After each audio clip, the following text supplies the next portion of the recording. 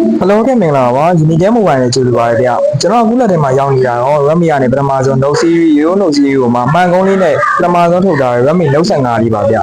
ဒီကောင်လေးမှဆိုတော့လုံးဝဘယ်လိုမလို့ရွေးချက်တင်နေဆိုရင် all rounder ပေါ့ game နဲ့ဆော့မယ်လုပ်ငန်းအပြည့်လုပ်ငန်းပိုင်းမှာလည်းသုံးမယ်ဆိုရင်ဒီတော့လုံးဝအဆင်ပြေရသူ့မှာသုံးပြီးတာ sequence size ကလည်း 6.77 ဆိုတော့ကျွန်တော်မှ sequence size လေးကျတော့လုံးဝစကားကြီးပါကြည့်နေလူမျိုးဆိုလည်းတော်တော်မိုက်တယ်ဗျ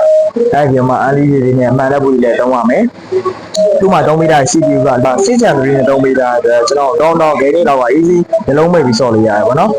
ဒါမျိုးလေးကိုမှပြီးတော့သူ့မှာသုံးပေးတာ battery ampere ပေါ့ battery ampere ဆိုလဲ9800သုံးပေးတာအတွက်ကျွန်တော် daily use ပုံမှန် gaming ပါဆော့မဲ့လူမျိုးဖြစ်ဖြစ်လုပ်ငန်းပိုင်းသုံးမဲ့လူမျိုးတွေကတရက်လောက်က easy သုံးလို့ရတယ်အပြင်မှာ battery ampere 9800ပါလို့အားကြရည်လည်းမသွင်းရဘူးဗောနော်အားသိမှစနေမှာလည်း45 watt ဖတ်ချခြင်းသုံးပေးတာတဲ့ခဏလေးပဲသွင်းရမှာဗျကင်မရာတိုင်းမှာဆိုလည်း50 megapixel သုံးပေးရတဲ့ကျွန်တော်မီတာဓာတ်ပုံတွေရိုက်မယ်ပဲဖြစ်ဖြစ်ကျွန်တော်မှဒီမှာသွားလို့အပြည့်ပြည့်ဓာတ်ပုံတွေရိုက်မယ်ဆိုရင်လုံးဝဒီလေးကြကြရုပ်ကအမှန်ကန်တိုင်းထွက်နိုင်တယ်ပေါ့နော်အဲ့ဒီမှာကျွန်တော်မှကအခုကမိုးရစီဖြစ်တဲ့အတွက်ဒီ device ဆိုမှလည်းစိတ်ပူတာမလို့ဘူးသူမှသုံးပေးထားတဲ့က IP66 သုံးပေးထားတဲ့အတွက်ကျွန်တော်မှဒီ device ဆိုတာဒီဖုန်းလိုက်ရေးတာ easy ပေါ့နော် camera သုံးလို့ရတယ်မှန်ကုန်းလေးဆိုပြီးnew ရသုံးရမလို့ camera PPT သုံးလို့ရမယ်ပေါ့နော်